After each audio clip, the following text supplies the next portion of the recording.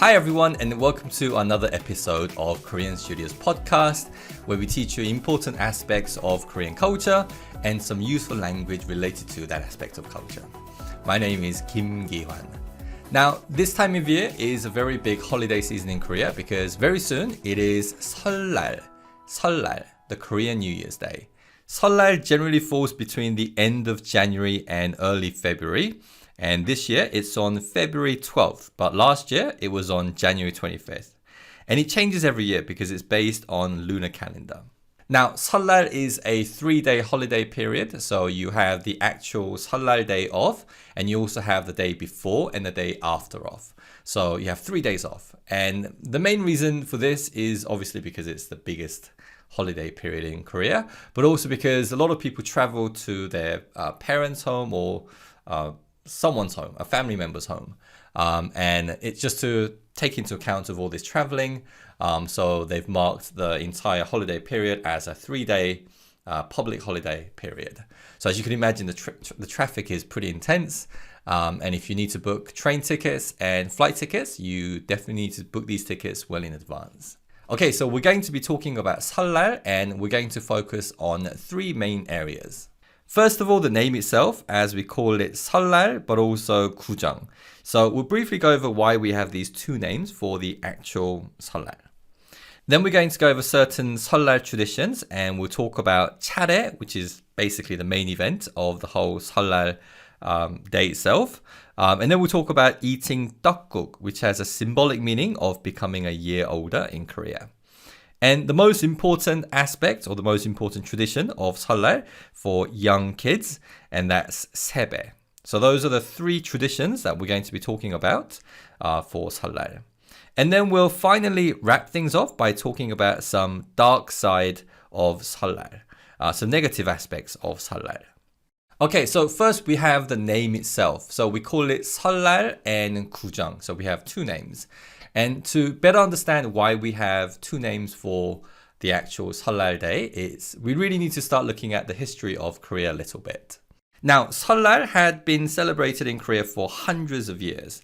But when Korea was under Japanese colonial rule from 1910 to 1945, Japan enforced Koreans to adopt a lot of Japanese culture and stop using Korean culture at the same time.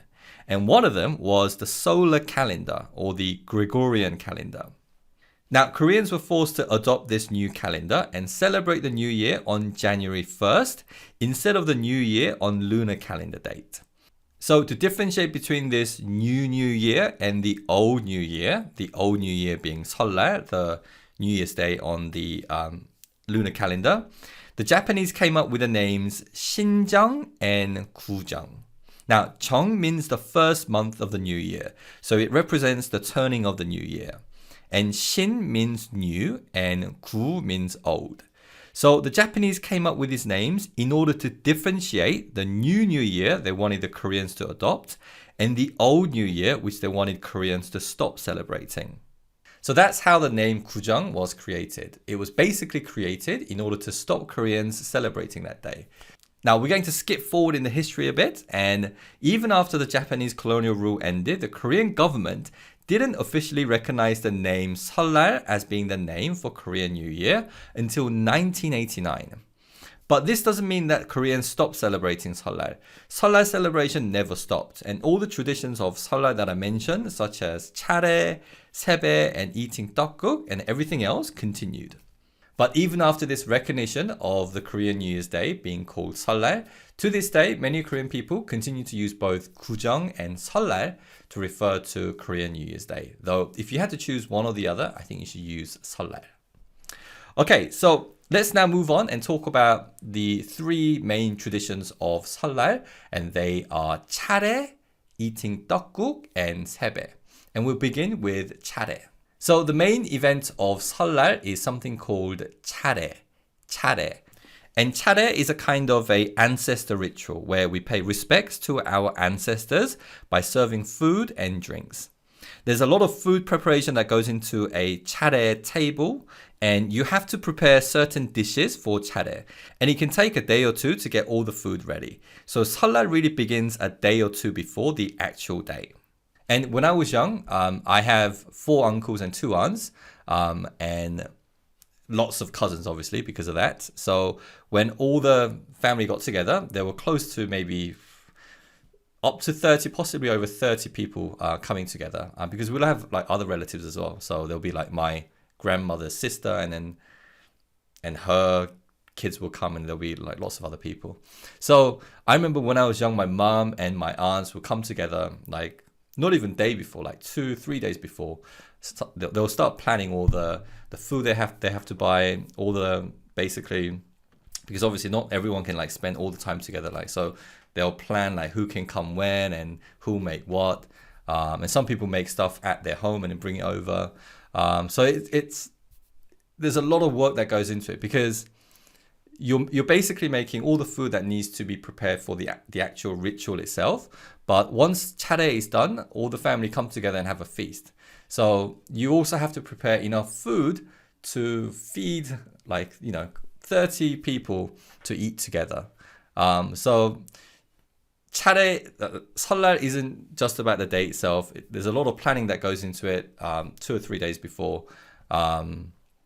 So the celebration is a very like a long, drawn out process. Nowadays, people don't have, as Korea, I don't know if you know, but one of the biggest problems of Korea is a low birth rate. So it's very rare for so many people to come together as a big family. So it's a much more smaller event. So they probably don't need to spend 2 to 3 days before the actual Seollal to prepare all the food. They might spend like a day. But in the past, it was like a really big event. Nowadays, it's slightly smaller, but there is still quite a bit of food that needs to be prepared for 차례. Now, once the food has been prepared, we set the table like this. So you have all this food on the table, and the food has to be arranged in a certain way. And once the table is set, it's time for a big bow. And this big bow is in Korean is called 절. 절 is mainly done by men in Korea, and this is largely because Korea is a patriarchal society. And when you do 절 during 차례, you have to do 2절. And to talk about doing a big bow, you can say 절을 하다, but a more respectful way of saying this is by using the verb 올리다. So we say 절을 올리다. So we're basically like, 올리다 means to put up. So we're elevating our 절 to our elders. So it's a way of being a bit more respectful. And after every 2절, you pour drinks and serve these drinks to your ancestors. And you keep going. So you basically do 2절, serve drink, and then you do 2절 again, serve drinks. And you keep doing that until all the ancestors have been served with drinks.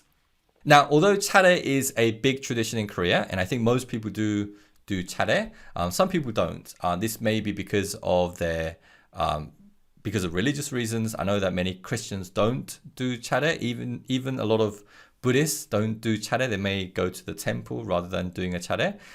So it varies. I think a lot of families do, but some families don't. Okay, so 차례 takes place quite early in the morning, usually sometime before 9. It doesn't happen like too early, but it may happen a little bit after 9, but around that time.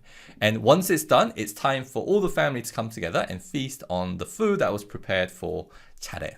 And one other dish that you have on 설날 is 떡국. Now, 떡 is a traditional rice cake, and it looks like this. And we make it into a soup dish called 떡국. And 떡국 is eaten on 설날, but also on 신정, January 1st. And in Korean age system, the whole country becomes a year older together at the turn of the year. And because of this tradition of eating 떡국 on both New Year's days, we associate eating 떡국 with becoming a year older in Korea. And I don't know if this is the reason why, but in Korea, when we talk about becoming older, we use the verb 먹다, which means to eat. So a way of saying that someone has gotten a year older is to say 한 살 더 먹다. And it basically means to become a year older. Now, I don't think the reason why we use the verb 먹다 to talk about becoming a year older is because of 떡국, but we do use the verb 먹다 to eat to talk about getting older. Okay, so the third important tradition of 설날 is 세배. And I'm sure this is probably the most important tradition for kids and teenagers. And 세배 is where we do a 절 to elder members of the family to wish them Happy New Year. And unlike 차례, when we do 투절 to our ancestors who have passed away, when we do 세배 to the elder members of the family who are still alive, we only do one. So do remember that if you ever get to do 세배 to, like, I don't know, elder members of the Korean family, you only do one. And we do 세배 to elder members of the family. So if you think of a family tree, it's generally done to those who are a level above. So between cousins, we don't do 세배, but you would do 세배 to your parents, aunts and uncles, your grandparents, and so on. Now, to talk about doing 세배, we can say 세배하다, 세배드리다, and 드리다 is the honorific form of 주다, meaning to give, and we can also say 세배 올리다. So the important question is, why is 세배 such an important part of the 설날 tradition, particularly for young kids and teenagers? And the reason why they're important is because after doing 세배, they get money from the elder members of the family. So as you can imagine, we train Korean kids to appreciate money from very early on. And this is when you get to find out who your favorite aunt and uncle is, who is the most generous member of your family, and who has deep pockets, and who you should never forget to do 세배 every year. And generally only kids get money. Adults definitely don't get any money. I would still do 세배 to my parents and any other elder members of the family, but I wouldn't expect to get any money, and that never happens. But I think university students are an exception. They still get money for doing 세배, even though they could be in their mid-20s, mainly because they're students. So yeah, it's depending on how many aunts and uncles you have. Nowadays, people don't have too many aunts and uncles. But when I was young, as I said, I had 4 uncles and 2 aunts. So you get fairly decent amount of money. And because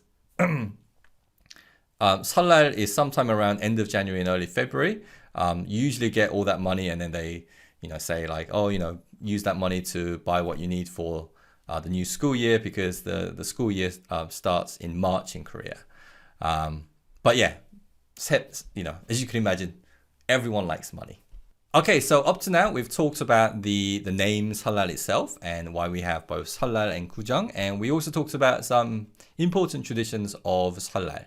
But there is a slightly darker side to 설날, and to better understand why there is this darker side and what this darker side is, it's important to think about the way Korea has changed over the last 20 to 30 years. Now, traditionally, Korea has always been a patriarchal society, a male-dominated society. And like many other Asian countries, Koreans have favored having sons over daughters. And because of the law on how families are formed and the way family records are documented, until recently, it was legally near impossible for a woman to be a single parent in Korea. And all of this meant that in Korean families, the role of men and women were very distinct. And among my parents' generation, the idea of a man doing work in the kitchen would have been unthinkable. However, Korea is a completely different country now, and it's super modern and super dynamic. And the way we view the role of men and women has changed drastically. But the problem is that this change has happened rapidly in the last 20 to 30 years. And what's happened is that while the younger generation has moved with the times, the older generation haven't. And since the older people tend to occupy positions higher up in the hierarchy, all the traditions of Korea are conducted in a way that the older generation deem as being correct and appropriate. And this is also the case with 설날 Day. And one of the traditions of 설날 is to spend hours in the kitchen preparing food for 차례.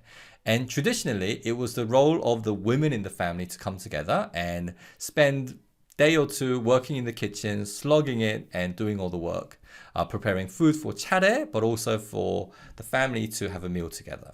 And this whole project is led by the mother in the house with daughters and daughter-in-laws.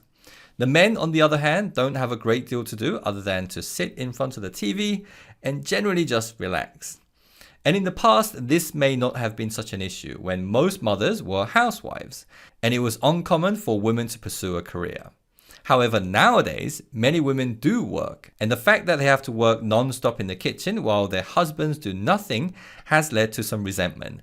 And because of this patriarchal nature of Korean families, most married couples go to the husband's family. So for a day or two before Seollal, the daughter-in-law spends hours in the kitchen with the mother-in-law preparing food, basically being told what to do in the kitchen by the mother-in-law. Now, this relationship between 시어머니, the mother of the husband, and 며느리, the daughter-in-law, can turn sour. And when this relationship turns sour, it can affect the husband and wife's relationship.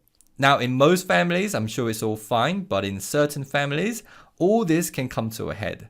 And in Korea, there are two big holidays, which are 설날 and Chuseok. And these holidays are collectively called 명절.